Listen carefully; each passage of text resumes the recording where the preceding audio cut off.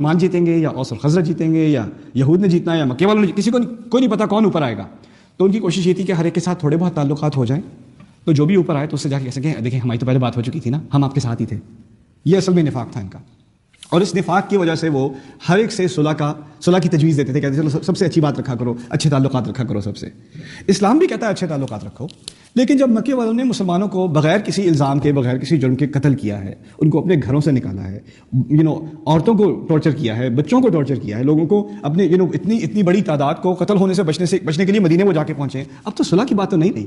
جب قرآن 10 سال سے پیش ہو رہا تھا مکے میں، 10 سال سے زیادہ جب قرآن پیش ہو رہا تھا، اس میں لڑائی کی تو کوئی بات نہیں تھی، بات ماننے کی باتوں کی بات ہی ہو رہی تھی. ابھی تک تو جھگڑے کی تو کوئی بات نہیں تھی. اس وقت جھگڑا کس نے شروع کیا؟ ان لوگوں نے. وَهُمْ بَدَؤُكُمْ أَوَّلَ مَرَّةٍ، انہوں نے تو بات شروع کی ہے.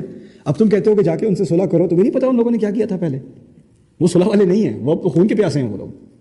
لیکن انہیں پھر بھی نہیں، ہمیں صلح کرنی چاہیے، اچھے تعلقات رکھنے چاہیے، مصلحت ہوتی ہے، اب کچھ حکمت ہوتی ہے اس میں.